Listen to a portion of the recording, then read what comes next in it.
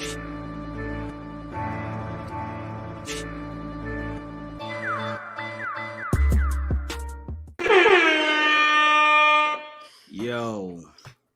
cheating ass nigga using my birthday. Look at this light skinned nigga using my birthday magic. You know what I'm saying, to use this shit because I was drunk. Yo, hold on, we haven't even got the intros yet. You nigga, I don't need no intro. Listen, ladies and gentlemen, niggas with jobs, niggas who's unemployment, niggas who got fucking been cheating. Bro. This is what I dealt with when you went on vacation. This is what I dealt with. I've been asking you for 2 years. I've been asking you for 2 years to come up with your own intro, my guy. You just refuse. You just keep stepping on my toes, my G. Like I'm damn near finna take it as disrespect, but you my partner, you my G, you my guy, and I can't. You feel me? I can't take it as disrespect. You feel me? Oh God! No, ladies and gentlemen, niggas with job, niggas that hate Ben, niggas that they got new growth and it's always great. You know what I'm saying? You know what? Wow, do rags, niggas that drink brown liquor, people that listen to the Hardball podcast. We did really good last week when we discussed and we, decided and agreed to not curse within at least the first minute. And the first thing this guy says is BAN, bitch ass niggas. Got you. No, man. Okay, cool. You know what? No. Me and you had a conversation, and then I did it, and then me and you had a conversation, and then you did it. You feel me? So it's all love. It's all good. Ladies and gentlemen, people with jobs, people without jobs, middle class, upper class, high class, all that. Cats, snakes, chickens, ducks, elderly people, and twerkers. We present to you another episode of the Public Enemies podcast here on PE3 TV. This is Pro Wrestling's Breakfast Club. I go by the name, oh my God, Graham. That guy right there, that's the son of Mars. That's all about the Benjamin in the building. Y'all talking about my guy, Benny the Butcher, the new Public Enemy number one. Salute to my guy. A champion needs a champion's announcer, bro. Hold on real quick, y'all. It's all love, but I need you better not. Guys. You better not. Ladies and gentlemen, this nigga does this shit. I present to you the straw that stirs the drink. The man that's on top. Everybody else is reaching for second place. He is the undisputed champion of the Public Enemy. Heel turn Hayden himself. The son of Mars, Ben Hayden.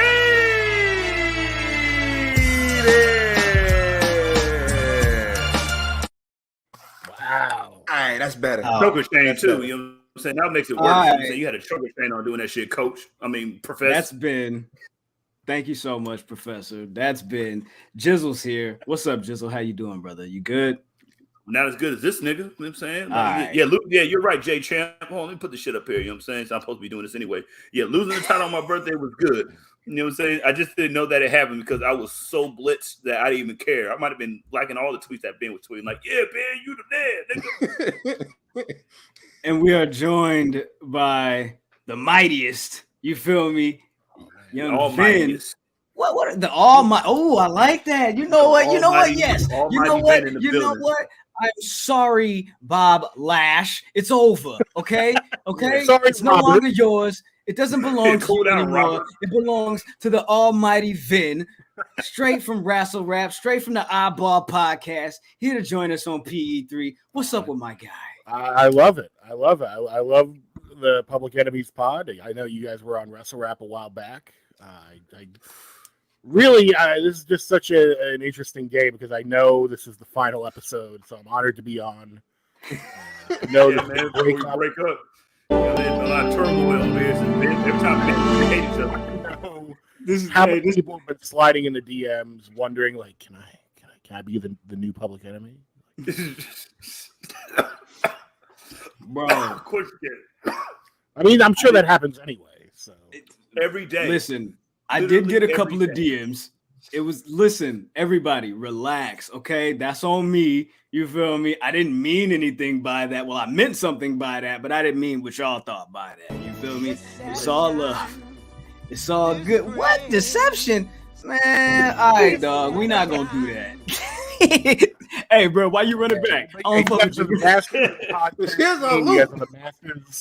The masters of the Twitter game. Like, even... Dare I say, even above the podcast game, like your Twitter is like undefeated. It really is. Yeah. It's funny because some people be like, "Oh man, I didn't even know y'all had a podcast. Y'all be going crazy." I'm like, bro, it says in the Public name. Enemies. That podcast. is literally the. But you know what? It's all good. Hey, yo, Ben, you better not. That happens on Twitter all the time now, where like better not. a tweet will take off, and you'll be like, "Oh, great, this is gonna finally like drive people to the podcast." And meanwhile, it's like the worst week for your podcast. That like nobody's going to it that week. And it's like I thought this was supposed to. I thought that's how this worked. The engagement. No. No. The engagement. But then like there'll be a week where I do absolute. But then there'll be a week where I do like absolutely nothing. Mm-hmm. And then I'll look at the numbers and I'll be like, "What the?" So I'll get like 1,000 subscribers or like people listening that week. It's like, what the hell happened? Like, why now? Right. Yeah. I don't know. You never know. It's like it's a weird game, bro. Like the numbers, the way the trends work, you know, it's up and downs, it's peaks and valleys, of course, but just you gotta roll the shoulder, you feel me, like Mayweather, and just keep it pushing. You know what I'm saying? Yeah, man, a little shoulder roll. I don't know. I gotta have a talk with Sparks. He's doing all these other projects. Got some secret sauce going on of those. It's Vin, my guy. It's the pink sauce. That's what. Oh God! Yo, who is? Yeah, there's nothing like shipping hot mayo across the nation. But who is putting that on there? Anything, nigga? Like, what do you put that on? Like, can somebody tell me what it tastes like? Really, everything. I saw the video. She's putting it on chicken. She's putting it on like pasta. She's like, "Oh, make pink sauce pasta." I'm like, "Get the fuck out of here!" Like. So it's what is it? It's like Pepto-Bismol, it's ranch dressing, it's you feel me, a little bit of peanut oil. You feel me? It's ranch and mayo, but what the fuck is that? Is this FDA approved? And she was like, "Oh, not yet. I'm just shipping it out of my house." I'm like, bro, "You're just shipping like hot ranch and mayo." Yo, how do you have pink sauce and you don't have Cameron fucking pushing that? You know what I'm saying? Ooh, that's why I didn't fucking trust it in the first place. She was like, "Yo, FDA, this is not a drug. I don't know why people are trying to say this is a drug. This is not a drug. You don't need to take this for your medical reasons." I put my sweat and my tears into this. It's like, yeah, literally, your blood, sweat, and tears are in this pink sauce. That's why it's pink. Crazy. Do we have anything to talk about this week? Like, we're gonna talk about pink sauce for an hour and a half. I mean, we can definitely talk about pink sauce for an hour. Yo, Ben, did you see the video that I sent you on Instagram with this nigga doing a breakdown of Goku and Piccolo and Gohan? I seen it. I seen that shit. All right. We talk about that for like 2 hours. But I do love me some Dragon Ball Z if you want to. Yo, shout out to Mr. Go 30. Yo, Mr. Go 30 does everything that makes me laugh. And he broke down Dragon Ball Z like a defensive coordinator would break down his DBs. And it was There's great. some new Dragon Ball Z movie. I was at the theater the other day, and there was a trailer for like, it's literally called like Dragon Ball Z Super Superheroes. Duh. Yeah, it's like focus on like superheroes. Gohan. Yeah, it's gonna like focus on Gohan and Piccolo's relationship and stuff like that, and like their dynamic. But it's true. Piccolo's the real MVP. Yeah, the last movie I watched is when them niggas came together to fight the non-douchebag Broly, like the Pauly D version of Broly. You know what I'm saying? Where he was like, "I'm not a douchebag, but I can still fight, but I'm still stronger than everybody." And then they came together. It was like, "Nah, bro, you ain't that strong, big dog." No, the Dragon Ball Z movies are weird, right? Because they're like not canon, but kind of canon. Like they squeeze into gaps in the show, but not really. They'll reference them when they want to. That's the only thing. It's like, yeah, like we fought him before. And it's like, no, you didn't. This shit's not real. Yo, what's it got to America? It's like, oh, Cooler exists. It's like, okay, what? Oh, so that's Frieza's brother? Like, oh, that's fucking clever. And then we got Broly, but then we got Bio Broly. It's like, how many Brolys are there? Hey, now they got tails, and they turned to monkeys, and now they die. You know what I'm saying? We got to put that shit over here. Yeah. Anyway, we got to move on. Look, I think all around the world. Listen, this may be a hot take, but Dragon Ball Z is overrated. Dragon Ball is the much better show. Oh, okay. Like the original Dragon Ball. Yeah, I'm saying it's got more adventure. It's got more going on. It's not as it didn't get as formulaic. And I'm do you think Dragon Ball is as hard as AEW Dynamite? No, Dragon Ball Z is Vince McMahon running it, and Dragon Ball is fucking Triple H running it, or Tony Khan running it, and now we can get the Dynamite. Oh, you're welcome, Graham. Well, you're welcome.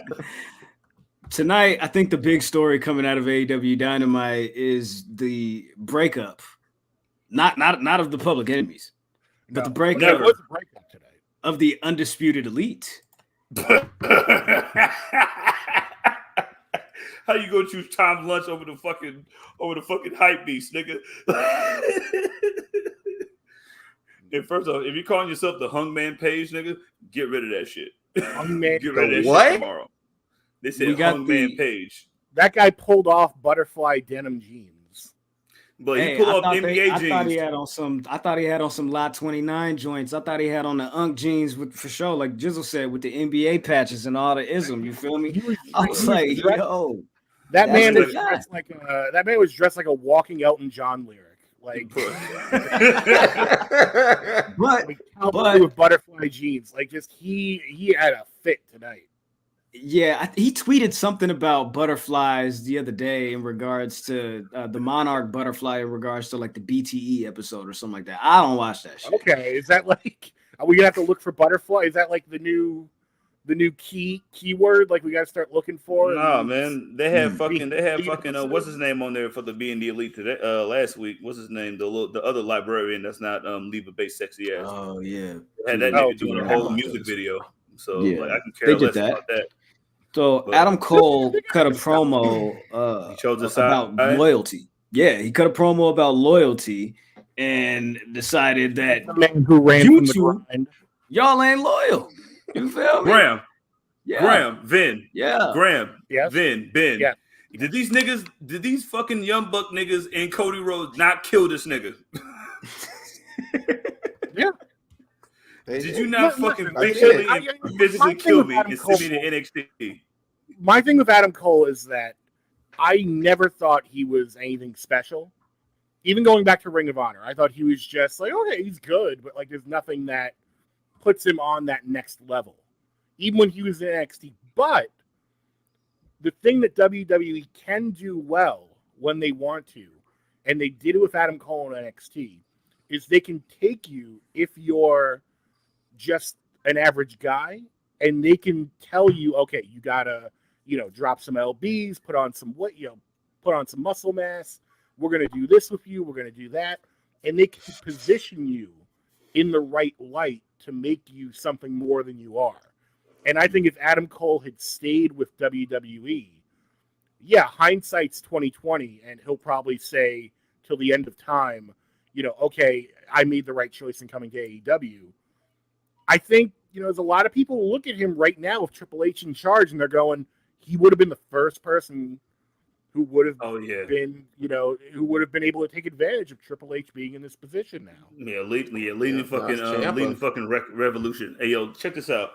Like, first off, when you get to the WWE, like a lot of black wrestling fans that I knew about Adam Cole going to the WWE because there's nothing that black people like more than a nigga going like this, like Adam Cole, baby, and make everybody cheer for it. That's the most ignorant stuff that I've ever seen in my life. That's why I became a fan. I was like, oh, okay. That's ignorant. I like that. But it's also a very WWE thing, right? Like, we're going to give you a catch. And he had it already, but, like, you're going to have a catchphrase and a hand motion. Oh, yeah. You're putting baby on your shirts. You're putting on your trunks. Yeah, you already have, like, a built-in, like, thing. Like, oh, everyone's got the baby signs and the shirts and everything. Like, it was tailor-made. And, again, I see, I get why at the time he left for AEW. But I don't know. I mean, all you can say is like hindsight's 20/20, and things, the grass may be looking a little greener right now. No, it's not. You'd have been Max Dupree. Maybe Max Dupree. Listen, I like the Max Dupree gimmick. I know not everyone's high on it. Thank you. What? I fucking love it. It's like it brings me back to like the model Rick Martel vibes. Oh. And you always need like a goofy ass character like that. It just needs to be done well. And I think Max Dupree and Eli Drake are the right combination of forces to get it over. And come on, the liberate the juices of your inhibition, like that's genius. That's genius. That is genius. Got and a the fact that they were, and they better not break that gimmick up because they were about to get really creative with it. because they had launched MaximumMaleModels.com. And they were doing this thing on social media a couple weeks ago. Where they were taking the pictures of people like, that were spreading their look at this douchebag, and they're just running them down. Yeah, that was this guy's face looks like a hot dog. Like they were just like roasting people. I want to have a conversation about Darby Allin and Brody King. They have what is this 1, 2, 3 kid? Yeah, they have a coffin match. Can we have some order here? Don't worry about it. It's okay. They have a coffin match next week. Yeah, this is just life at this point. Jizzle, don't be blinking like that, my guy. This guy has eyes wide open. But so you want to play a game this episode, Jizzle? No. Ben, you want to play a game this episode? I'm good. Yeah, no, he doesn't want to either. I can't do that. I'm champ, bro. I can't play that game. For sure. Cool. Well, with that said, this is what I want to know. What you guys think? Do you think that there's some verbiage in Darby Allin's contract that states that if he gets hurt doing his stunts and all his shit outside of AEW, like hold harmless, like we ain't got nothing to do with that. Like, don't look at us, you feel me? Like, and don't come back here looking for some like Lamar Jackson clause. Yeah, Lamar Jackson. I just wonder, you feel me? Because I'm like, yo, like I just seen a man jump off a big ass waterfall into, you feel me? But he be just jumping off of shit. He be doing hella, you feel me, X Games stunts and all that shit, which is like it's cool. It's a part of his character. It's a part of his lifestyle, and it's part of the intangible. After a certain point, it's like I think it's about. I think it's a part of the intangible and the thing that about him that kind of like gives him his cool factor. But is that a personality trait? I like to jump off tall things. No, not at all. But it's about how you're going to be seen. It's about how you're going to be seen, though, especially when there's been a Jeff Hardy around and shit like that, who didn't do the X Games, little skateboarding and stuff like that. Like a lot of people are going to see you as a fucking Jeff Hardy, fucking whatever. And I think they're totally different because, like, I like them both. But yeah, that was like the whole build. They're going to put you in there anyway. You know what I'm saying, so if you're going to do that, so fucking just jump off some shit. Like that was my whole feeling when Jeff was coming over. I said, yeah, they're probably just going to be like, yeah, y'all are exactly alike. Y'all have this rivalry and have this match, and then you can kind of see them building it up. He was like looking at Jeff like he was like God or whatever, and then they like had the match and they did nothing with it after that. And it's kind of like. Yeah, Dick Eaton was. I don't really think anybody believes that he's like a Jeff Hardy like clone or a Jeff Hardy or anything like Jeff Hardy. It's like nah, he just likes to brutalize himself. Someone just said, "Oh, Darby's for the kid," but isn't for the kids? Is Darby for the kids? No, he's not for the kids. He just has face paint on. But his interest music is about literal suicide. Like, when JC break down, you'd be like, that's like, man, like, I just like to hurt myself, but whatever. You know what I'm saying? I repent. G Nation says Darby is for the 18 to 35 goth audience. So the goths who never grew out of being, like the high school goths who never grew out of being. Yeah. The high school goths at my school, they all used to hang out like in the grass.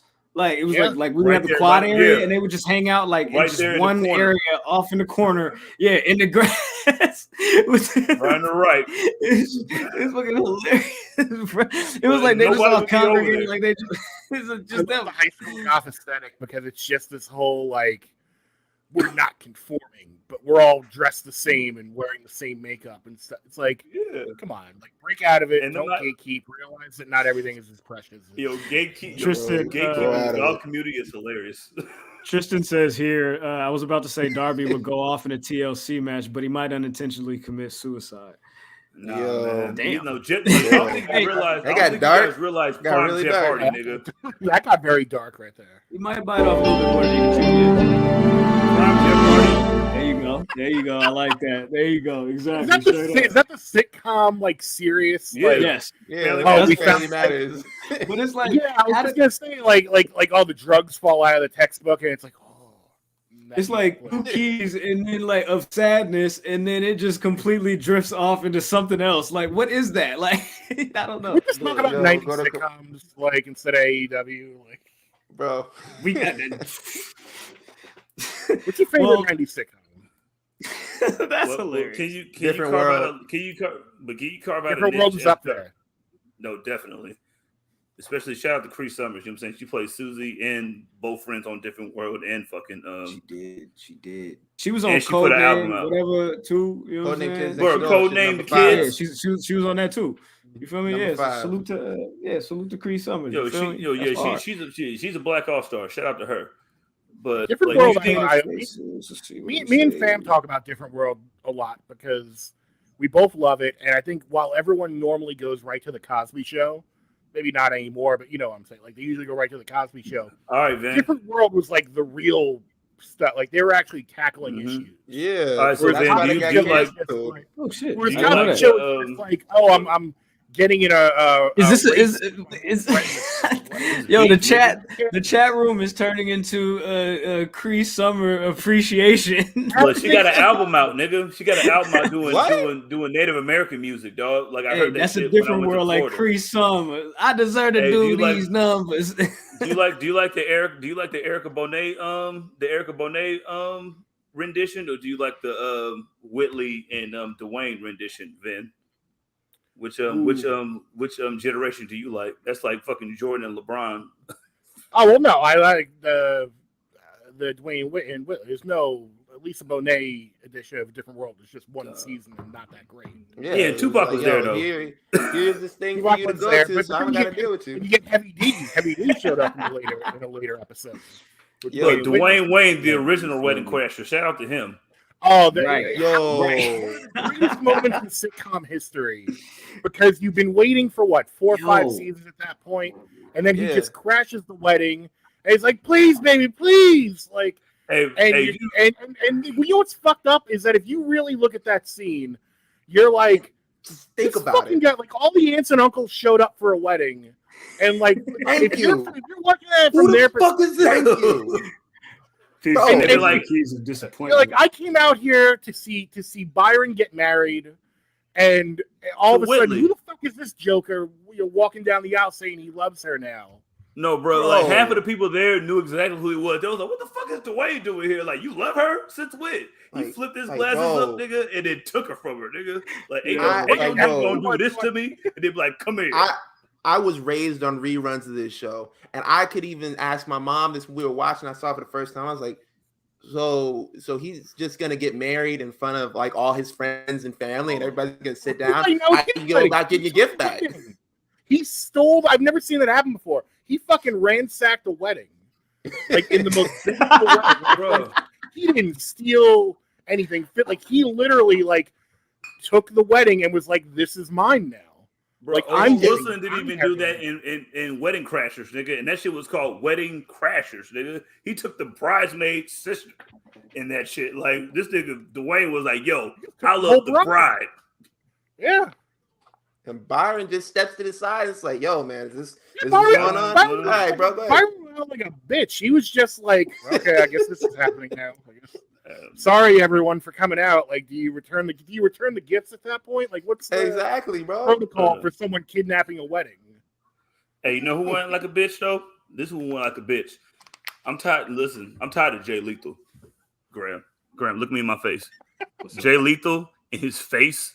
I don't want to talk about Jay Lethal on this podcast. Well, I hate him. But Warlow came out because I fuck with Warlow though. You know what I'm saying? I fuck with Warlow.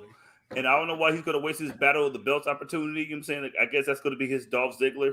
I can see Jay Lethal being the Dolph Ziggler of AEW and ROH. That's what he's going to be. Like, he's going to look. It's like, yo, Jay Ziggler. Yo, he Jay-Z. It's like, yo, man. They remember like every now and again. Oh yeah, No, we're not doing that one. Sorry, shutting that one down right now. We're not doing that. All right. We are not doing that. We are not calling Jay Lethal's Jay-Z. We are not doing that. That's not happening. This is a non-lethal podcast. Well, right. This is Pro Wrestling's Breakfast Club, but that's what we're not gonna do. I'm sorry, we're not doing that. We're not doing that. I just saw Jay Lethal almost kill Ric Flair in his last match. He popped up on Wednesday. I'm using the word almost very loosely. He almost killed himself because you look at him like, I know his back was hurting getting him up for that suplex. He had to take all of that weight. Bro, people were asking us like, "Are y'all gonna cover it? Are you gonna live tweet it?" And I No. was like, "No." I didn't even. I just saw clips of it, and that's all I needed to see. Thank you. That was it. Because I was like, I'm not really interested in the rest of the card because a lot of it was like Impact and stuff like that. I was like, I can see this like on Thursday night. Dolph Lethal? Okay, I'll do that. Yeah. Jay-Z is sounding way better. Stuff like that. I won't do that either. All right. He was in Brown Sugar. He was in Brown Sugar, a Black Classic. You can disrespect Mos Def. Don't disrespect Yassine Bey. Never. You know what I'm saying? He made Brown Sugar. Yeah. Jay Lethal. You disrespect his acting career. But where's Wardlow's career going to be? Wardlow is in a very precarious position because he beat MJF, got all this hype behind him, and then a night later, like 3 nights later, MJF, who a few nights prior had been hauled out on a stretcher and a neck brace, just comes flying out on AEW Dynamite like a bat out of hell, just flying around the ring, going like, "Oh, fuck you, Tony Khan," and now they're playing up the MJF angle, and it's like, okay, good for MJF, but like, this was Wardlow's moment. No, but Wardlow got a lot of 95 diesel in him. Now there's the report that's saying that this was a Fightful Select report that nobody in AEW, none of the wrestlers, none of the staff has spoken with MJF since that episode of Dynamite. And I'm like, we're bold enough to make that claim, that type of report. Like not a soul, not one single person out of the maybe 100 people. Nobody. I mean, they worked everyone with that thing about like, oh, he's going to take a plane out of here and not fulfill his contract. It's like, no, he's not, and he didn't. You know what? Because if he really was angling to go to WWE, right? What's the worst thing he could do? Well, the worst thing he could do is show that he's not to be trusted by, at the tail end of a 2-year-plus angle, just bail on the payoff the night of the pay-per-view. And CM Punk did that shit in ROH. He did that shit in ROH. Like, signed his contract on the title. Like, on the show, but then he did 5 more matches and then lost to fucking Jerry Lynn. Listen, dog. Like, Cody went over there. Like, Cody broke a whole motherfucking thing. So you think MJF can go over there? Like, niggas is not worried about MJF. Like, niggas at AEW is really like panicking over there. Like, well, I'm not gonna get into that right now, but niggas is over there really clutching their pearls. So the last thing you need to be worried about is what the fuck MJF is doing. Clutching their pearls. It's like what Vince said, bro. Clutching their pearls over everything that they chose AEW for. Okay. I'll get into it later. Hey, it's like what Vince said. Like, it's like you quit a job and you're like, yo, I'm not going to put in the 2 weeks notice. Like, you get to your new job and they're like, yo, what are you doing here so quick? They see that shit and it's like, okay, you kind of sketchy. Yeah. Yeah, it's not like AEW doesn't have problems. It's just that's not one. Like, they're just keeping him cooled off and laying low because they want to play it up. And then he'll be back and he'll get a big pop and they'll continue with it. Same thing with like what they're doing with CM Punk. CM Punk's injured. There's certain guys they want to face CM Punk, so they're keeping them on ice for a little bit. It's not that hard. The bigger issue of AEW right now is they've got too many fucking people. Too many people, not enough room, not enough things going on. And that's saying something considering they own 2 companies. Because they've got Ring of Honor. And why do you own 3 companies? You've only been in the wrestling business for 3 years. They learn to stand. Then they learn to crawl, and now they're trying to run. They forgot to walk. Like they missed a whole step there. Where like now they Tony Khan got in his feeling himself mode. He's the 2020 Lakers. They just won a championship. And now don't do this to me. Don't do this to me. And now it's next season. They're like, oh, we don't have to make big moves.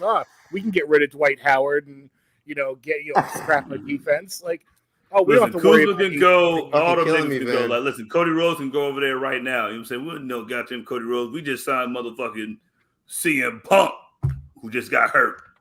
Yeah, CM Davis. CM Punk. CM Punk, I think only moves the needle so far. And again, I'm sure someone can throw figures out at me, and go, oh, well, here's the data. Okay. Fine. So who's the Russell Westbrook of AEW? Andrade? Who's the Russell Westbrook of AEW? Andrade.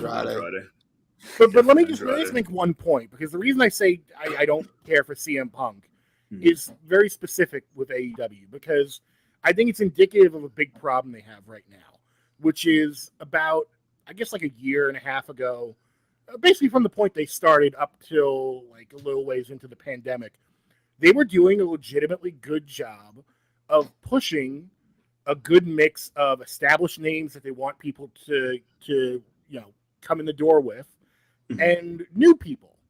And even to the extent of guys like Orange Cassidy, where people wondered, like, oh, can they actually do something with this guy? Yeah. He doesn't talk. He doesn't really do much. And for a while, like, after a couple months, they teased it. And then they actually were kind of doing something with him. Because he actually got the hype, like from outside fans, like people who don't even watch wrestling were like, yo, who is this guy? Right. But so it looked like they were doing a good job of like, okay, these are going to be our star. They talk a big game about, okay, these are our pillars. Now, smash cut to like this time last year, all of a sudden you're bringing in CM Punk, you're bringing in, Daniel Bryan, you're bringing in, all three members, three members of Undisputed Era. You're bringing in, you're bringing in Jay Lethal. You're bringing in, so and so. You're bringing in your sister's aunt. Like, you're bringing in You're bringing in a Ring of Honor as a unit, as a record whole label, and motherfucking crew. But here's what that does, and here's what the point I'm trying to get to. And I'm going to take one more detour, because now you go back a little bit, and you go back to when they brought in Andrade. John said AEW needs to get down to the 53-man roster. But now you go back a little bit, a couple of months from that point, where they were bringing guys like Andrade and Malachi Black, and those were supposed to be the big new stars, right? Like, oh my God, we got Andrade. They weren't using him in WWE. Now we're going to make him a big star. Right. Now His debut fell flat too. But now that they've brought in all those other guys, all the guys that they brought in before that now have to go down the rung a little bit. Because it's like, if you were going to bank on Andrade, well, now you brought in Malachi Black. Now you brought in CM Punk. Now you brought in Daniel Bryan. You brought in Adam Cole. You brought in all these. You brought in Claudio. Like, you brought in all these guys who now have to take precedent, and guys who you may be paying more money for as well. So now those guys who you originally brought in now have to go down the card. So, what do you do with them? Well, now we own Ring of Honor. So some of those guys can go to Ring of Honor. Samoa Joe, he brought in Samoa Joe. Like, yes, some of those guys can go over to Ring of Honor.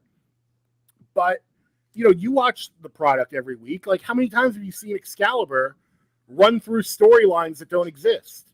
Where it's like, oh, coming up on Rampage this week, blah, blah, blah, blah. It's like, oh, wait, what's going on? They're just going to have they're going to fight. Like, a lot of these storylines live on like Dark and everything like that. And it's like, bro, I don't have time to watch a 2.5 hour YouTube show. I don't know what the fuck is going on. And then it's like, you get subtle nods to like stuff that's being on the Elite. And I'm like, bro, I got a whole job, bro. I got a family. I got a PlayStation 5. I got an air fryer, bro. I don't got time for that. But you're right. Like, I just want to watch pizza bites in there. Like, for me personally, it would be cool if AEW was just Dynamite. Pizza in the morning, pizza in the evening, pizza at supper time.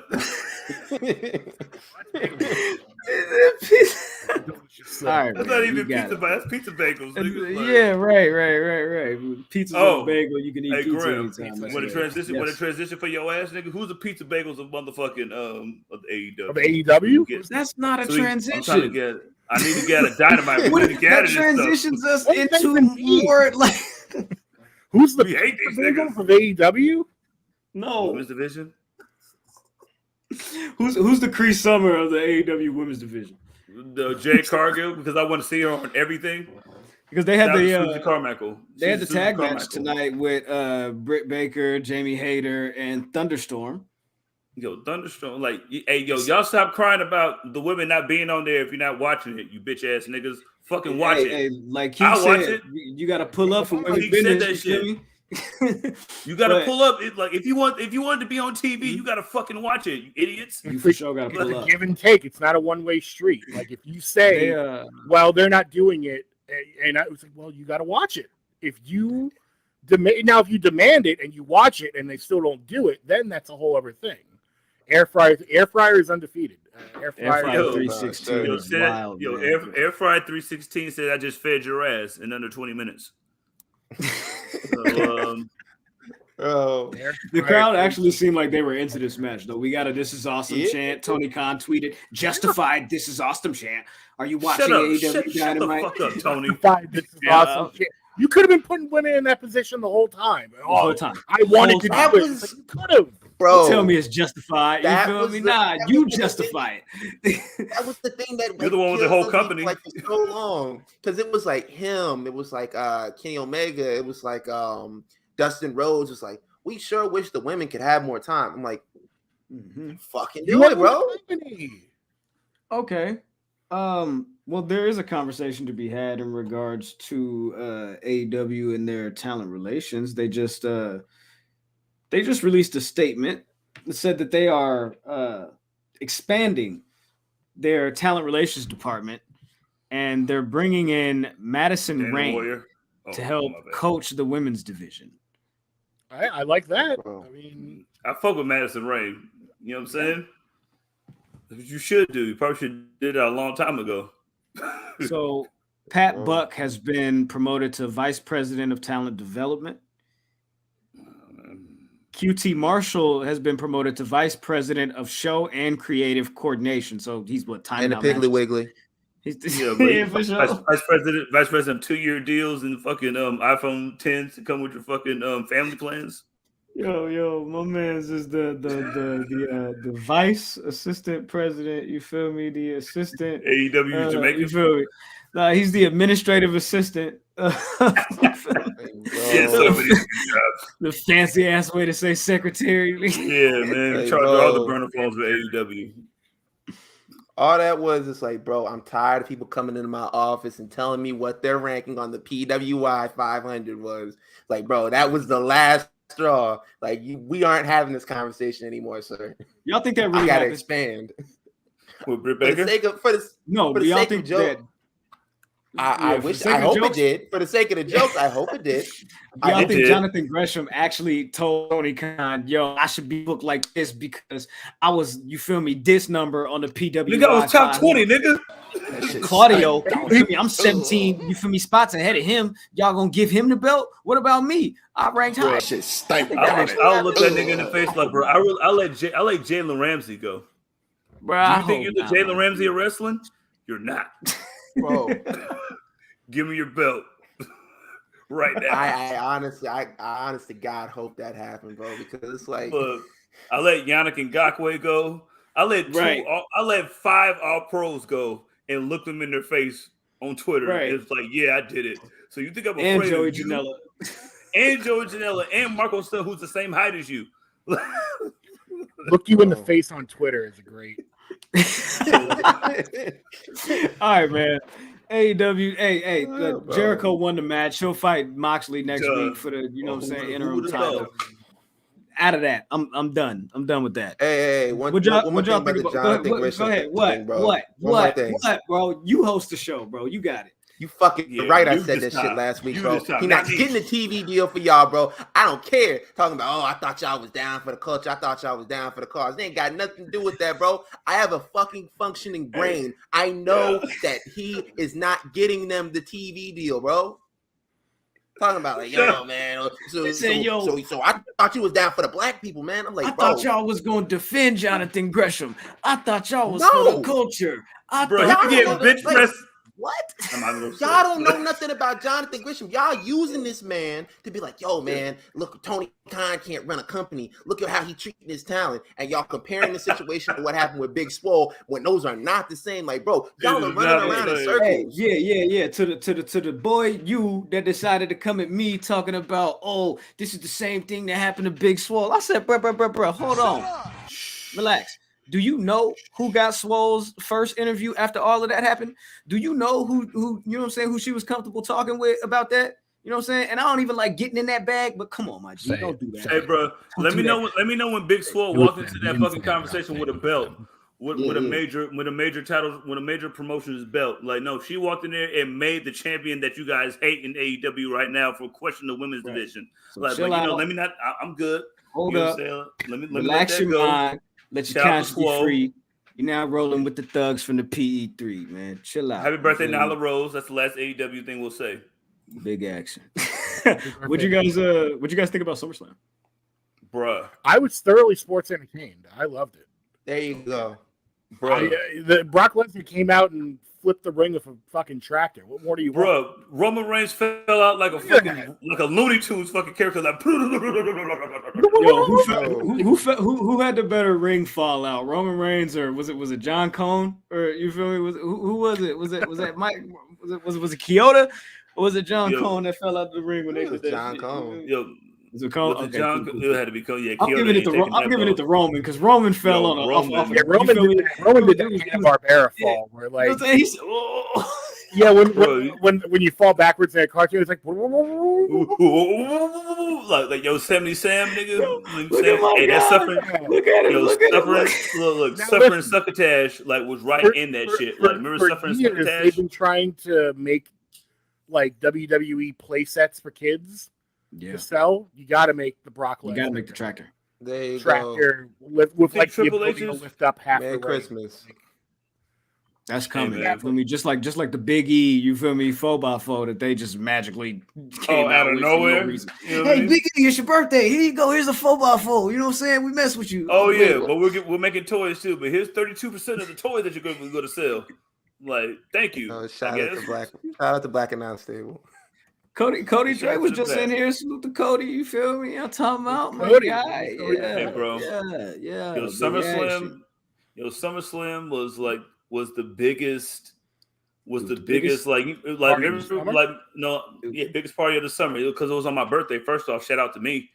I mean, and then but remember all the niggas with AEW kid. Like, hey, bro, like I'm saying, like everybody gets the title. Like, I'm a generous nigga. You know what I'm saying? I'm old and I'm generous. Nah, bro. So, like, this is not. It ain't got nothing to do. It ain't got nothing to do with being generous. No, it do though. Like, bro, it do because I'm talking right now. Like, I don't even know. Like, yes, it does. If you're the son of Mars, why don't you go on Mars and listen to what I'm saying right now? And then, bro, go ahead. So, man said go to Jupiter and get stupider. No, man, I said go to Mars and then be the sun over there. That's what I said. So, be the sun because like sun is right before Jupiter. So get over there. And but I think SummerSlam was sun is right before Jupiter. That's not right. Yeah, the sun Mars is before Jupiter, and then like listen, I did that shit. Is red, so like that means Ben is a blood from Baltimore, double B's. So all right, bro, whatever. Yeah, listen, man. See how I tied that shit all in while you was interrupting me, but my bad. I didn't know you had a plan. Go ahead. Yeah, there's always a plan when we do the PE3. I'm saying follow us at the PE3. You know what I mean? Enemies PE3 everywhere. But yeah, this was the first shot, the official shot that WWE was like, yeah, like you know how you get a new coach. Like remember when the Rams got Sean McVay, and they was like, yeah, guess who's running this show now? like my main character, you know what I'm saying, got a torn pec. You know what I'm saying? That's funny. Like I'm saying Jared Goff got a torn pec. So all I need is I'm saying like Cody Rhodes is going to be his Matthew Stafford, and then like this was his first official shot. Like this was the first time that I've seen a whole pay-per-view go from start to finish where you didn't have the fucking little cut scenes that you guys complain about that didn't have nothing to do with the next match going up. Like everything flowed together. Like the first match, everything you got what you wanted. The last match, you got the fucking theatrics that you come for. Like everything in the middle went for. Like they brought out Drew McIntyre, you know what I'm saying, to promote the shit, and then put the shit in there, nigga. Like, but everything just ran together like a good album. You know you had a perfect mix. It's the best. It was the best pay-per-view I've seen all year. Like I know you niggas was sucking Forbidden Door because you were watching a whole bunch of niggas that you just read about the day before that you watched it. So trying to be cool. Those matches changed on the fly, bro. Bro, let me tell you something, man. Like SummerSlam from start to finish, not because it was my birthday, but yes, because of my birthday, and yes, because I was this blitz. Like I was engaged 8 on my birthday, and it was still great. like everything, like all the surprises, like listen, Paul, listen, Threes is H. Let me tell you something about Threes is H. Threes is H. He's gonna keep shooting from 40 and turning away before the three goes in. There's some people that's coming in there because he brought back the coldest. He brought back fucking EO Sky with a Y. Shout out to dude who said that's not her name. It's Pam's new gang. Does that have Absolution? This is what Absolution was supposed to be. Like that's when I first seen it. Like remember Absolution with Paige? It said they didn't want to let Paige wrestle. Hey, Paige, this is what Absolution is supposed to be. Coming back now. Who knows? Yeah, you never know. You got multiple people saying like, "Yo, man, Triple H wouldn't have left." I mean, if he would have been in power before now, I would have still been there. You know what I'm saying? Oh my god! Got you.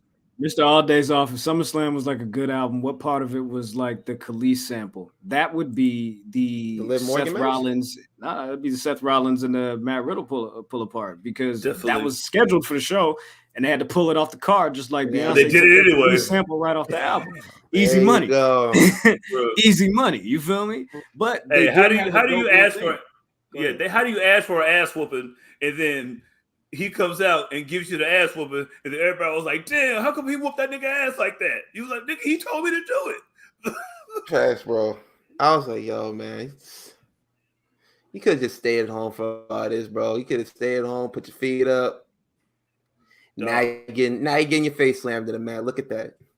But with a foot in the back of your head, you know what I'm saying, with a hat on too, you know what I'm saying, in front of 17 officials that try to stop it. You can't stop a nigga in a tangerine suit. You want me to think that you can stop Brock Lesnar from bringing a fucking forklift down? These are the fucking officials that you hire? All right, blood, cool. You know what I'm saying? Bro. But yeah, Matt Riddle hurt. He nigga got stomped out with tape on his shoulder. I think they did that so they could stretch this story, kind of put a little bit more sauce on it, you feel me? And then maybe they can run this at Clash at the Castle as a secondary or a third main event, you know what I'm saying, in conjunction with Roman and Drew and whoever Bianca faces or whatever. You know, like that match that you put in there, you know what I'm saying, that doesn't have to be for a title, but it's like a grudge match. That shit's a grudge now when you get beat up when you're hurt and you was like, listen, nigga, come see me. If you get whooped, you were like, all right, blood, fuck this shit. I'm an MMA fighter. This nigga Matt Riddle about to turn this nigga into a fucking into a Seth Rollins pretzel, nigga. Like, so hope you get ready for that. Vin, what'd you think about Logan Paul's performance? I mean, it was good, but it's also now getting to the point where we have this expectation now, dare I say, that the celebrity match is actually going to be pretty good. Yeah. They're on kind of a hot streak. Yeah. Of like, hey, we're going to rehearse this to a T. It's going to be very, very much a choreographed affair. And we're going to, make these guys look good. Pop's Tic Tac shoes is hilarious, by the way. But yeah, so they are on a hot streak with Logan Paul, you know what I'm saying? Like, Pat McAfee, Bad Bunny. I want to say Logan Paul did a good job. No, but I have to. Hey, what's Stephen Amell? You know what I'm saying? Ever since Stephen Amell, you know what I'm saying, they've been batting 1,000, if you want to keep it real. And who brought Stephen Amell in? The king of the South, Cody Rhodes. Salute to the guy. Hey, that wouldn't have happened. Is my guy Cody Rhodes really the Forbidden Door? You know what I'm saying? I don't know. Is he? I don't know. The American Forbidden Door? The American Logan Door? Paul over Dominic Mysterio? Yo, I'm sorry, but I gotta agree. Yeah. No, I don't know. Did you see Dominic getting reverse triangle like by Rhea Ripley? Yeah, dog. That is the exact way. Like I was jealous. That's how I want to go out. I want to go out tomorrow. That's how I want to go out. You know what I'm saying? And she knows what she's doing too, because she tweeted like what was the tweet? Like, oh, you all wish that you were Dominic right here. But she's seen that shit. She's seen our shit. Okay, she's seen our shit. Yo, shout out to the fucking. Yo, she's running. No, Rhea Ripley's running that fucking Judgment Day shit. Like, yo, she's the fucking star on that shit. She's my star. You know what I'm saying? And speaking of the Mysterios and speaking of the Mysterios and Judgment Day, I just want to thank Edge right quick for putting me over the top and allowing me, because that was the pick that put me over the top, man. And I just want to go back over this monumental moment with y'all right quick. Yeah, I probably think it's gonna be the Mysterios because I think like they're gonna keep some of Vince's ideas, like it's a courtesy to him on the way out, and like it's a total like Vince thing to have like the team that's gonna win get the ass beat for like weeks upon weeks, talk to him, and then come back and get the win. And then on top of that, we haven't seen Triple H come. I'm not Triple H. We haven't seen Edge come in. Nice save. Maybe Edge comes in. Damn it! Why did I say that, bro? Y'all keep your picks. Man. Maybe he does afterwards. That's why you're gonna lose. All right. You see such confidence. Such confidence at the end. You're gonna lose. Who's holding the title now, buddy? Yo, who's the champion now, buddy? Who knows? Did he just say, yo, in the production truck, play the footage. Let's look at what happened last week. Shannon Mars over here, like, yo, DJ, drop that track. Man, that won me the title. This the Cree Summer of Benjamin. You feel me? This the Cree Summer. It's the Cree Summer of the Son of Mars. This the Cree Summer. Oh, the Cree Summer of Mars. Cree Summer. Yo, did we find a fucking Mars? Yo.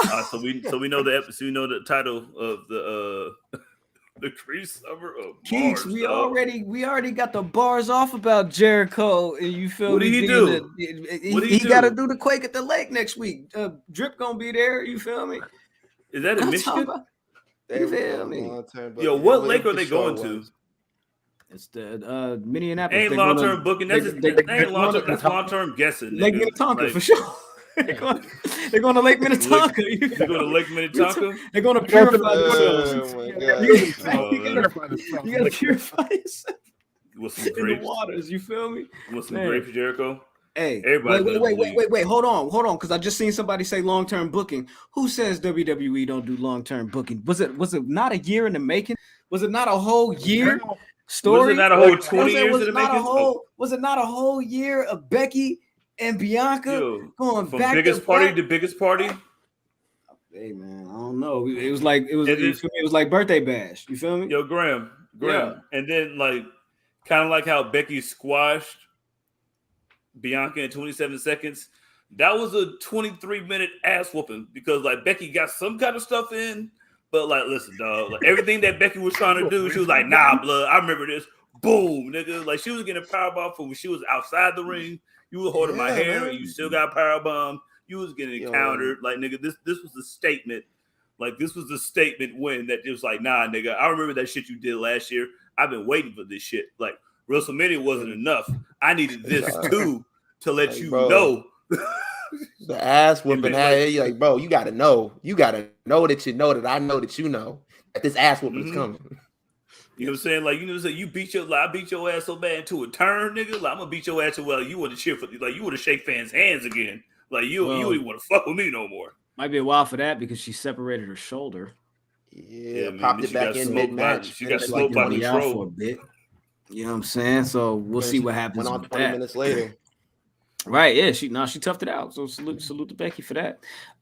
There was a report that Triple H might be making some changes in regards to how the show is run. Damn, giving nigga rope too much in regards to be a cowboy.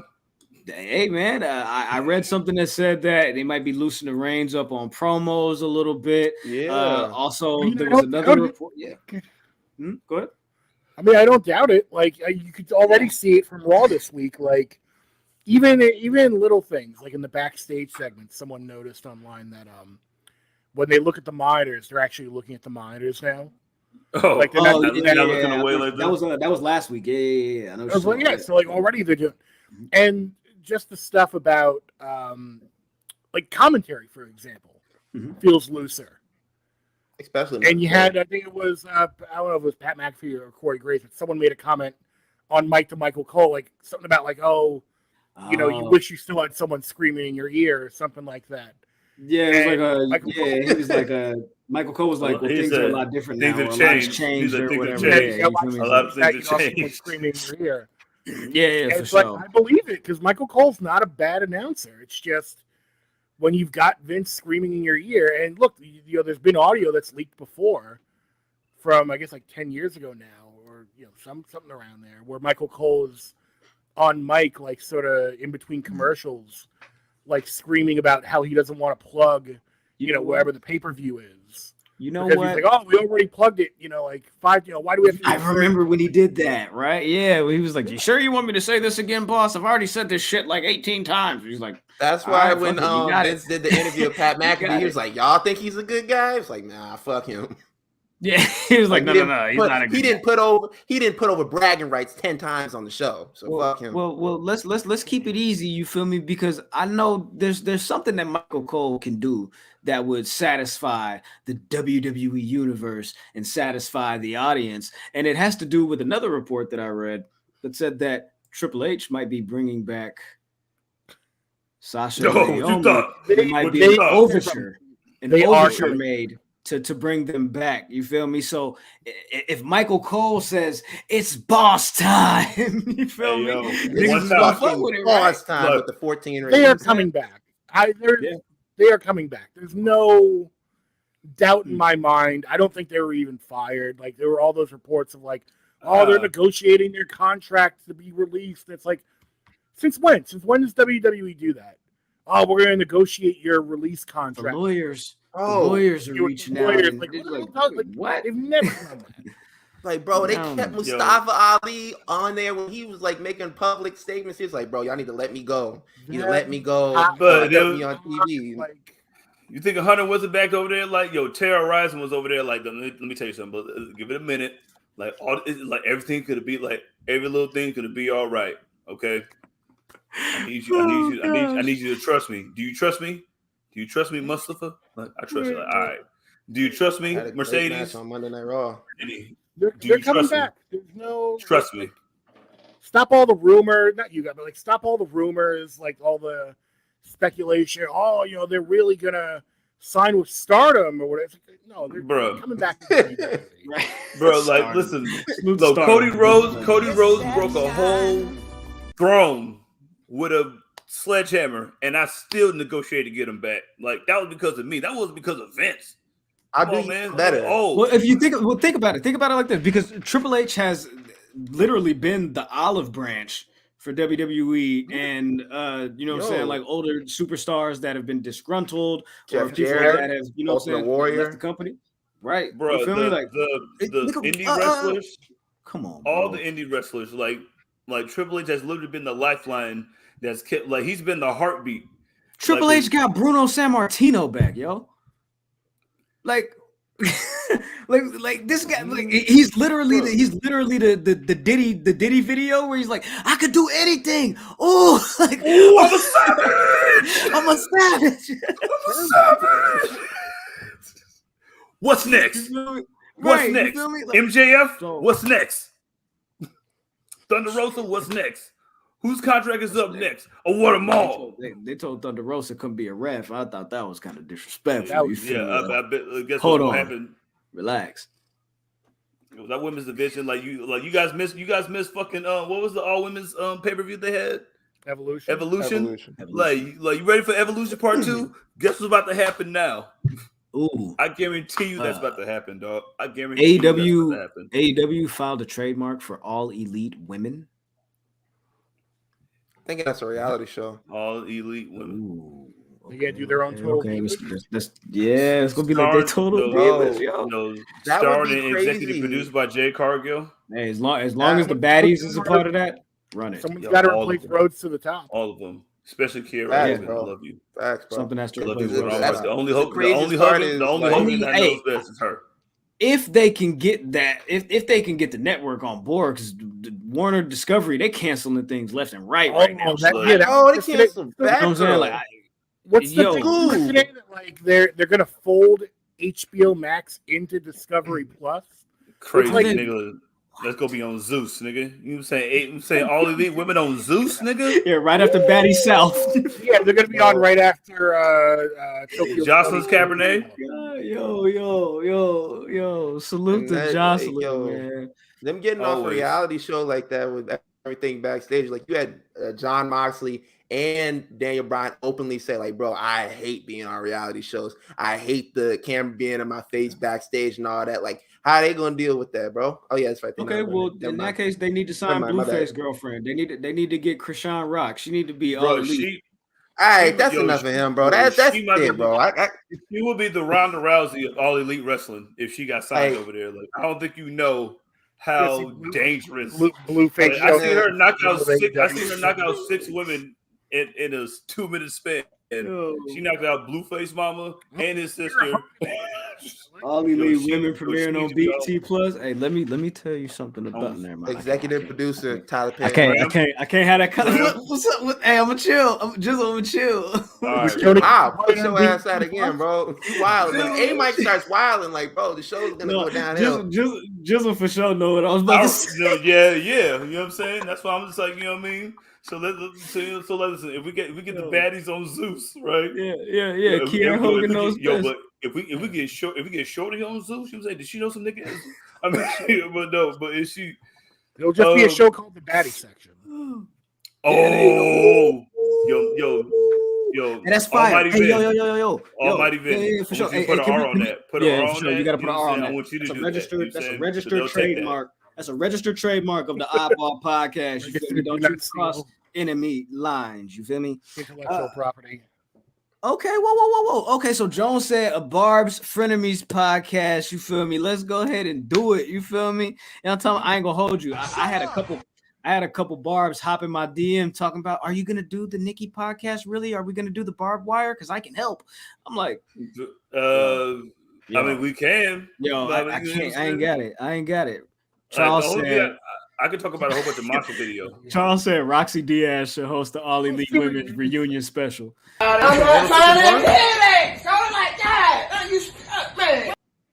out to Desi Banks. It is a hot Barb summer. You feel me? Hey, Nikki, you freaky girl, super freaky girl, single. You feel me? 8, 12. Downloaded, stream it everywhere. Download it. It's in your phones right now. You feel me? Make sure y'all grab that. Salute to Rick James. You feel me? It's coming sooner than soon. You feel me? Salute to Nick James because we really out here. Yes, sir. Man, we ain't got too far. Yo, she gonna call herself like, Nick James. Like, yo, what is Barbs out there?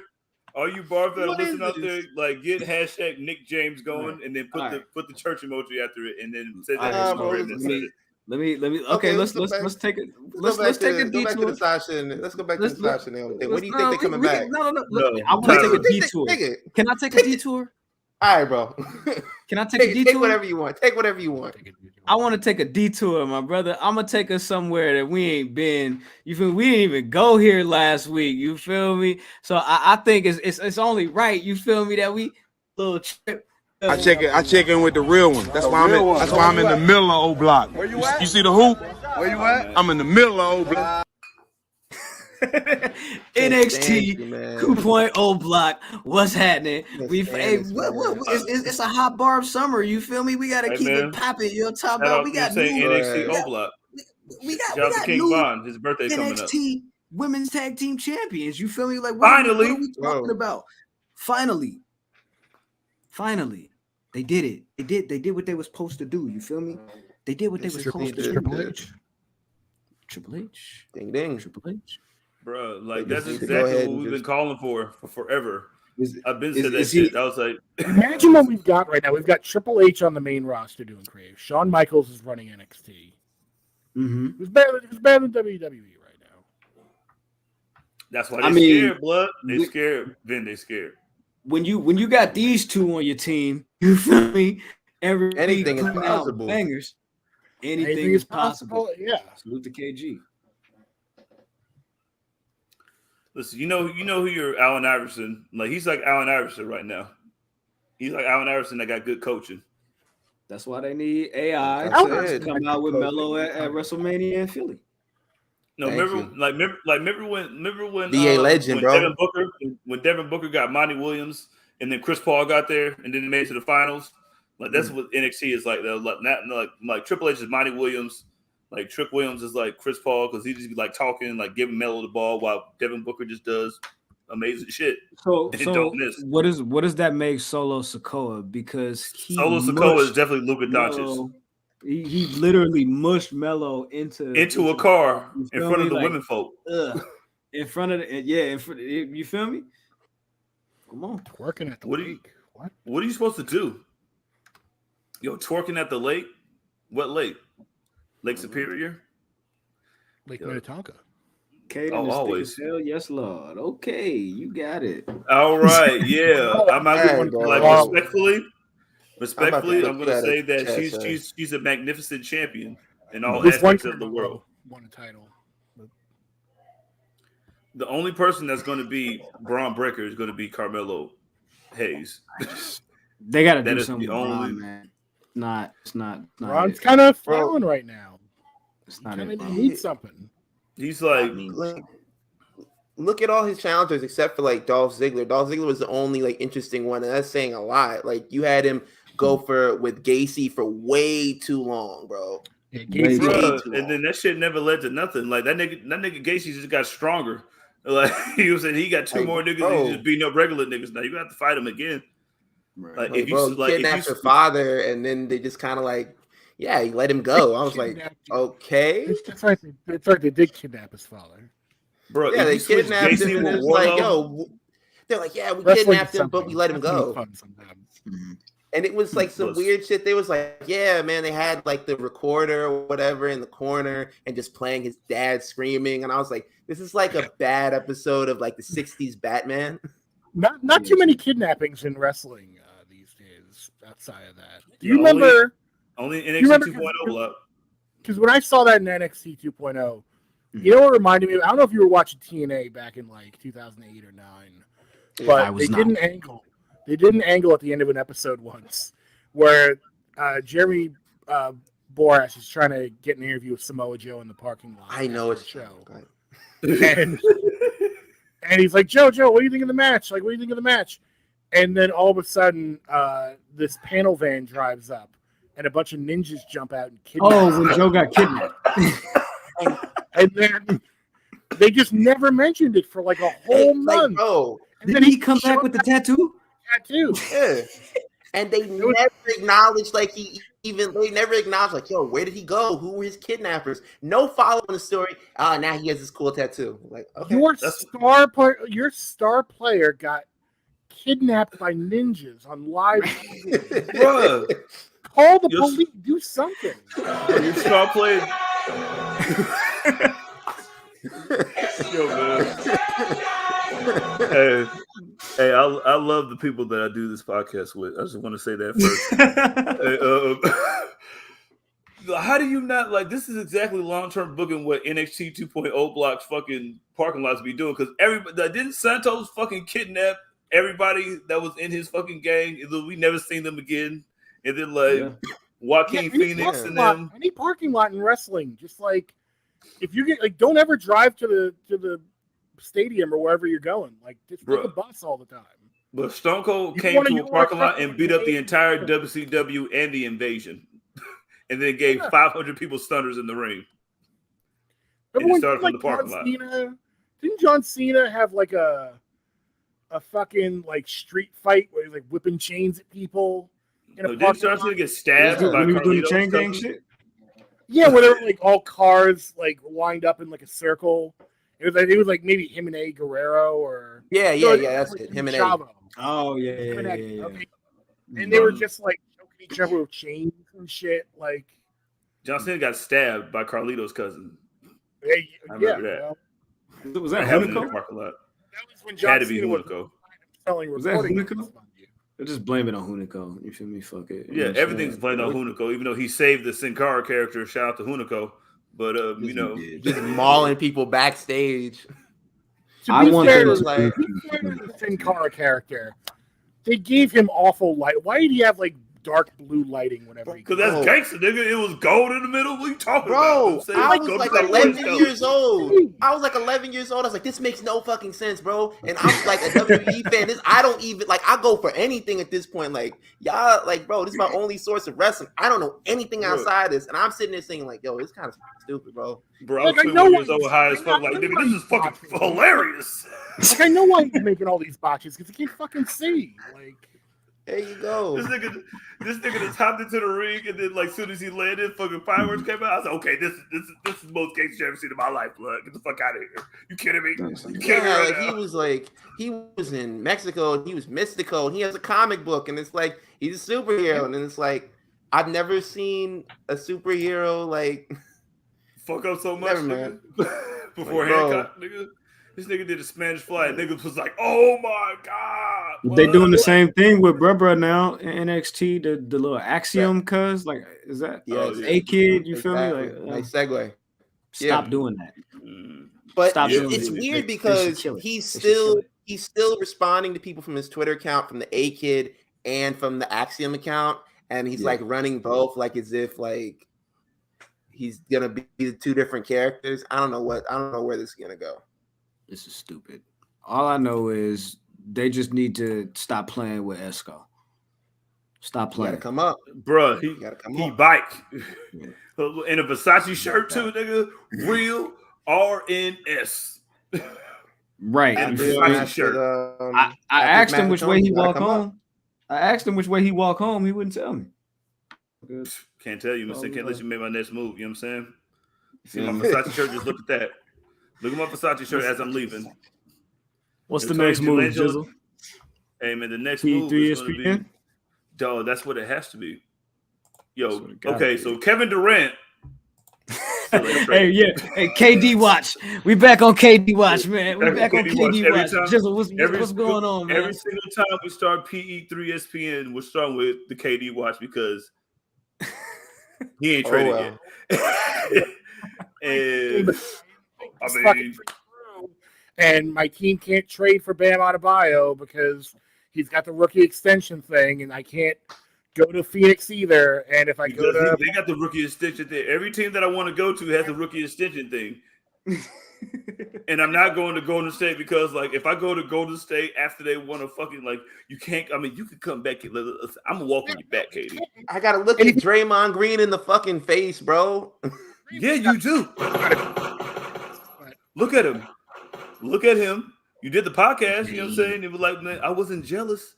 It was the media. Well, if it was the media, KD, then approve the trade. You ain't even got no trade clause, nigga. Well, KD watch is not canceled until that nigga's traded or until he be like, you know what, my bad. I ain't going nowhere. Draymond's got to stop with the whole new media thing. Like, acting, people have not done radio shows and podcasts since he came along, and he's doing revisionist history because all of a sudden he's like, oh, well, we wouldn't have won those 2 titles without KD. It's like, really? Really? Because that's not what you were saying when you were pushing KD around on your team and saying we can do this shit without you. No, but a mad nigga will say whatever's in his heart. You know what I mean? And like, first off, nigga, we know that. KD knows that, nigga. I would average 35 points a game from doing that. Draymond Green's podcast is that his whole thing about like, yeah, we're the new media is that like we're actually going to talk about the game and the X's and O's. These other people don't talk about the X's and O's. It's like, every time I tune into your fucking podcast, he's just talking shit. He's just shit. Well, this guy said this, and I'm gonna respond to Jason Whitlock, and I'm gonna respond to this. Like, come on, my boy. And he's saying absolutely incredible, and I'm like, all right, bro, come down with the absolutely incredibles, please. But but KD, like, I'm at the point with KD right now where it's like, just fucking wake me up when something happens. If he gets traded, ain't going nowhere, bro. Tell me, but I don't think he's gonna get traded. I think he's gonna stick around. Now we're hearing rumors that, he really wants to stay, and he was just kind of like, oh, okay, yeah, that's what you were doing. Like, once the Warriors put that package out, they was like, we'll give you this, and that, and then Josiah was like, listen, we're gonna take this, and then he was like, okay. You're like, yeah, that's what I thought, nigga. Here is their best year to win a championship if Kyrie doesn't also do something weird. There's nothing he can do though because he can still play now, so it's all good. Exactly, like he can play now. There's no mandate anymore, so and he can get high. Like, give it a year, give it 1 season, run it back. Maybe Ben Simmons will do something too. Like if he wants, Ben Simmons is gonna be ready to go. I think they're gonna be just fine. Like if he stays there and Ben Simmons gets over there, like they're gonna be just fine. They can get smoked by the Warriors in the finals just like Boston did. And you niggas don't play no defense. You can't outshoot the man over there that's named Threeses and a healthy Klay Thompson now. This is why I can't go into net spaces on Twitter because I'll get all in there. For the past 2 years now, every time I go into spaces with Nets fans, I tell them, you know what? I like what this team's got going on, but we've got a big Achilles heel here because we're all offense.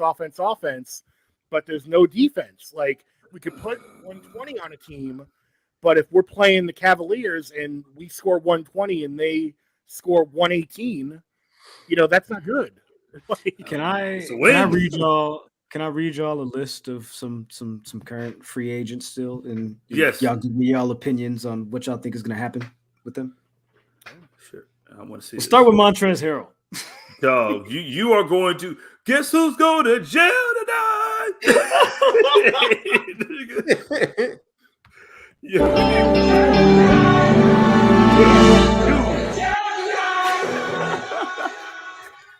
Yo, this nigga Montrezl got two peas.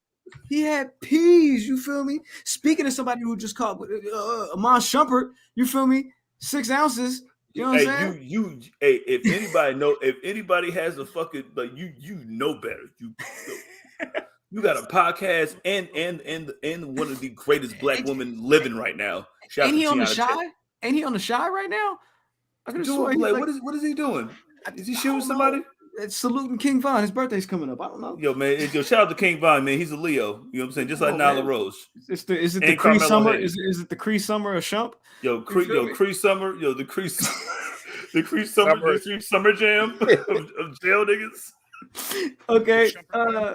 Carmelo Anthony. Yes, you got another baby? Carmelo Anthony, I don't like Carmelo Anthony. I wish he would have stayed in Portland. Bro, come over here. No, don't come back. No. Come over here to the Warriors. There's an arc. With every career, there's an arc. Mm-hmm. And his arc when he went to Portland was, I was out of the league, now I'm back in the league, and I think I found a home. And even in his last press conference of Portland, he was like, yeah, I could see myself like staying here and being, that veteran presence to help this team, get to the next level. And then once LeBron was like, hey, you want to come play with me? He's like, oh, fuck yeah, this place sucks. Yeah, it's my partner, nigga. I don't think nobody supported Carmelo the way that Portland supported him when he was on that team. Exactly. Even in LA, you know what I'm saying, with LeBron, who's his fucking partner. Everybody in Portland embraced him. So I think you're right. I think he should have stayed over there. So come on over to the Warriors, blood. Come on over. Go for the dignified exit. Mm-hmm. Yeah, man. Come out here, get your Tracy McGrady shit going on. You know what I'm saying? Get on the Spurs team. We might make it to a finals. Let's show some love and respect to, and rest in peace to Bill Russell. Yeah, it's kind of stuck in my craw a little bit this week how little attention the sports was. Yeah. Mm-hmm. Yeah, I'm glad I'm not the only one who's noticed this. I thought it was just. No. I noticed it too. I'm like, I feel like there's more conversation. I know it's not good enough.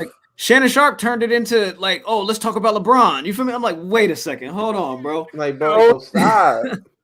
This is a man. And I gotta this week. On my pod, I'm doing a whole segment on it. I'll block for you. Go ahead, man. Get your shit off. Through the lens of, and I recommend everyone. I'm only saying because I recommend everyone go look up this article. It's from Slam Magazine from 2 years ago. It was written by Bill Russell, 86 years old, still writing, still engaged with, with culture and with politics. And he wrote basically about how he was telling anecdotes about his life in Louisiana growing up, and he told stories like how when him and his dad would his dad was driving people to the car wash. And when they would get to the car wash, the white guy who works there was telling the white cars to go in front of him. And when Bill Russell's dad got angry, the guy was like, well, I'm going to go get my gun and shoot you in front of your kids. And Bill Russell's dad reached down, pulled up a tire iron, and got out of the car and was like, the fuck you won't. And he intimidated him. And he cites all these examples to basically to say, I hope I'm getting the quote right, sometimes you have to make the price of injustice too high to pay. And that, I think, sums up his entire career as a basketball player and as a man living in Boston. And I think that's being glossed over way too much in the past couple of days. Talk about it. You're hearing people talk about how, oh, well, of course he was the greatest Celtic and, Boston loves him. It's even to this day, There's people in Boston who do not love Bill Russell. Yeah, is it better? Sure, it's better, but like, there's people who, when they talk about like, oh, who's the greatest Celtic? Oh, is it Bird? Is it Havlicek? It's Russell? Like, why is he not Kevin McHale, nigga? And then two as a coach, like there's no reason why Bill Russell should be not held. Like, remember how baseball treats Jackie Robinson now? Now that's the part you need to add. Like, now would be he'd win a championship for you on Friday night, and on Saturday night people would break into his house and shit in his bed, bro. Like, nigga, they was setting Reggie Miller's fucking whole house on fire when he was in Indiana, and that's Reggie Miller, nigga. Yeah. You know what I'm saying? Like, what do you think was going on in fucking the 70s? You know what I'm saying? When he was winning you championships, and they're like, you know what? You know what I'm saying? I'm a coach and win championships. Bill Russell got the second he wasn't on the Celtics, he got the fuck out of Boston. He's like, I'm going to fucking Napa, nigga. I'm moving over here. Yo, wine country. Like, bro, because he even said it. He was like, yo, man. He was like, when as soon as I leave, people are like, yo, man, why he leaving the city? I guess he didn't really love us like that. And it's like, bro, I'm tired of walking down the street after, like Vince said, after winning you 11 fucking championships, and you calling me out my name, bro. Like, why I'm leaving? Keep my head on a swivel. You're like, oh, bro, this ungrateful. It's like, ungrateful for what? What does this man need to be ungrateful for? Bro, I might be. Take him as he would walk around with a big black cape. And people will be like, why are you walking around with a cape? He'd be like, because it's stylish and I want to. And like, you're going to either take me as I am, or just you're not going to take me at all. And it's like, and Boston didn't want him. They didn't want to take him. Bro, Bill Russell might be the greatest black athlete to ever live. Yeah. I want you to think about that. Like, because before that, you know what I'm saying? He was a long jumper, could have been the Olympics as a long jumper. You know what I'm saying? Won 2 straight championships, you know what I mean, in the NCAA before losing in the finals first year, and then win like 5 straight. You know what I'm saying? Then losing, then another 4. You know what I'm saying? Coaching 2 and playing. Like, he might be the greatest black athlete. Like, was over there, really right next to Kareem, right next to Muhammad Ali. You know what I'm saying? Right, if you're gonna retire his 6th, like, I can see that shit the same way. Like, because they just started respecting Jackie Robinson 2.5 years ago. Yeah, talk about the numbers and they go, oh, well, you can't really have him as the GOAT because, you know, it was a different time. You look at his numbers, he only averaged like 16 points a game. It's like they weren't even counting blocks back then. Right, like, think about that. So he probably had like 7 blocks a game. Like, niggas be sucking Hakeem Olajuwon so much. You'd be like, oh, what's gonna happen? Like, okay. He was not there to score you points. He was there to do something that had not been done before at that point, which was play defense by blocking shots and rebounding. And again, like you said, they weren't really counting blocks in the box scores during that time. But if you go back, like, to most people's recollection, you know, when you watch a lot of these older games, he would, and from what we do have, he would have insane, like, 35 blocks a game, like 30 rebounds a game, like 40 rebounds, something like insane numbers that would put like Charles Barkley to shame. In terms of they would beat niggas like 75-30, nigga. He was good. You're not scoring what I'm in here, but no. Yo, he told MJ, he was like, yo, man, look, if you would have played in the league, there were only 12 teams in the league back then. He's like, you wouldn't have ran shit like you was running shit in the 90s, bro. Like, relax. Relax. I'd have cooked everybody on your team. Like, first off, you had fucking Torrance, fucking Jenkins on your team. You know what I'm saying? He's getting cooked. I can, like, bro, you know the era we were playing in? I can elbow you in the fucking face, bro. I could break your nose, and they're not gonna call a foul and shit. That ain't no Chris Jericho elbow. Hey, bro, you imagine fucking Bill Russell giving Michael Jordan a Ron Simmons power slam like he won 30 years ago to win the championship. You know what I'm saying? Like, oh, where you think you going? Don't tell me what I'm saying. There you go. But you're absolutely right about, like, I forget who said it, but there was a famous quote where they'll go, oh, his numbers aren't great. And they go, yeah, but have you seen the other team's numbers? Like, they would win games like 70-40. Like, Bill Russell would only let the other team get like 40 points. So he didn't have to score, 30, 40 points like a lot of guys do. So he could only score. Right. Bro, look at when Wilt played that nigga. Will played that nigga a couple times in the finals. It's like, what happened when you had to play Bill Russell? They was like, what was Kasuna non grata? It was like you was getting rebounds and passing it out, nigga, and nobody was scoring. Facts, he shut down Wilt. And Josh Wilt the whole says, time was staying at his house, like eating his food. He was taking care of this man and then beating his ass on court. Basketball and football back then were glad to set you up in a nice hospital bed. Facts, bro. Oh man. Unless you're Jim Brown. Let's move forward because I'm finna shut the show down. This nigga, 6 games.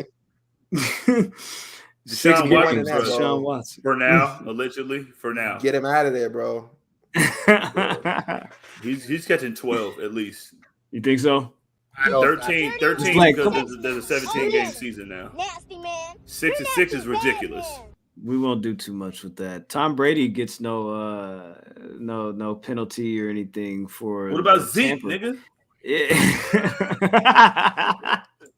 Yo, Tom Brady got other niggas suspended. Yo, shout out to Tom Brady, nigga. Yo, shout out to Tom Brady. Got other niggas in Florida suspended. You know what I'm saying? Hey, come on, man.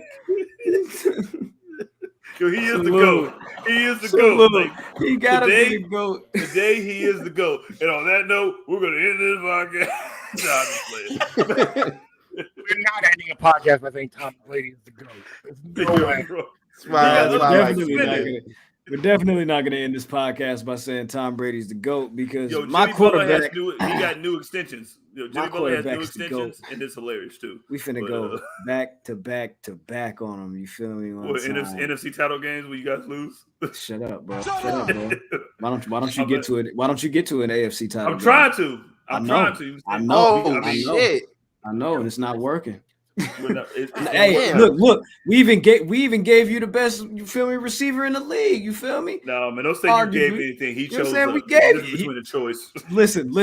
Salute to Devontae Adams. Salute to Devontae Adams. The man is a grown man. He can do what he wants. Yo, wide receiver chose me. Graham told CJ because you never won anything.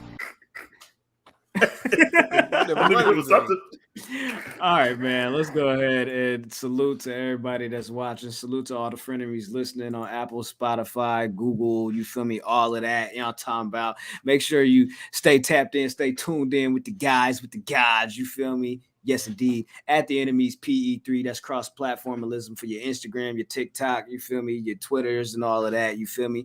If you would like to follow us personally and directly, you feel me, on a one-on-one basis, like you act like you know somebody, you feel me, you can follow me at Oh My God Graham. I'll be there, you feel me. And catch up on all the latest tweets about the Public Enemies podcast breaking up. Yeah, for sure. Vin, talk to them. Tell the people where they can catch you. Follow me over on Twitter at Mighty Vin. Follow the podcast I do, Oddball with Vin Forte. It's a sports podcast. Having some really good guests the past couple weeks. You had Rob Parker. I had Rob Parker. You feel me? Yeah. I was like, wait a minute. I had to do a double take on that one. No way, no how. No way, no how, Chris. Like, I like Rob. I don't agree with him on some things, but what are you gonna do? But he's very nice. And tomorrow night I'm gonna be dropping an episode. I already have it recorded with Alan Hahn from ESPN. Oh, turn up! Turn up! Hold on now. Yeah. You can follow that if you're listening to the sound of my voice right now. Go right to Spotify. Because this episode's over anyway. You're already subscribed. Go to Oddball with Vin Forte. Make sure you're subscribed. Leave a nice 5-star rating there. If you're on Spotify or Apple Podcasts, the best way to help out. And as well as Wrestle Rap. That's a podcast I do with Emilio Sparks. That's more wrestling based.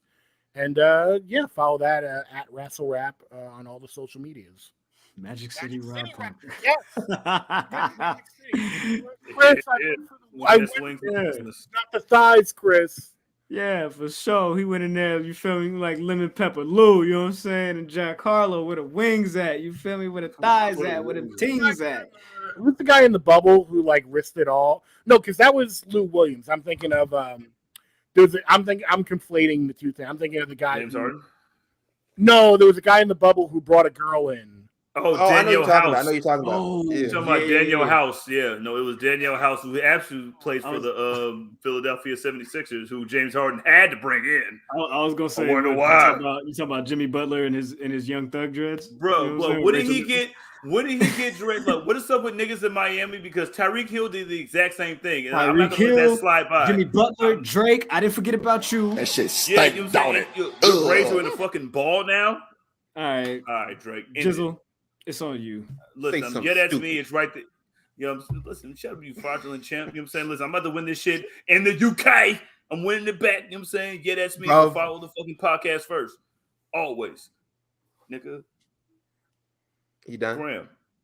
You done? Yeah, nigga. Oh, yo, Graham already said something. Yo, Ben, say something stupid. So you can't say it. I already said it. No, but it says better when I say it, though. So, haha. Okay, whatever, man. You're not a champion. I'm a champion. You can follow me on Twitter, Instagram, TikTok at _SonOfMaz_. And I wish I had something cool to say at the end of this, but I don't. But you never do. All right. So with that said, we have a Facebook group. Yeah, that's Jizzle. That's your job. He the champion. So if he the champion, I take over everything that's going on. All right. Nah. We're not doing that. We're not doing that. We're not doing that. When you was champion, I still had to set the show up. You know, when I was champion, I was also being extra great and extra drunk. And then you wasn't here when I was champion too, and I had to run A Mike and fucking point guard, and Ben just had to fucking. Didn't have to run A Mike. No, I was. You didn't have to run A Mike. You just did run A Mike because I had a whole setup and I was like, I just got to throw all this out the window. He's blitz. He's gonna do whatever. He wants to do. I was good and I was drunk and I apologize for that. I didn't get to apologize to you for that, but I apologize for that. But yeah, you know what I'm saying. Follow us and follow Vin. I'm sorry about that, y'all. Straight like that. You feel me? But until then, next week we'll be back. Y'all know what it is. Take care of yourselves and each other. Deuces.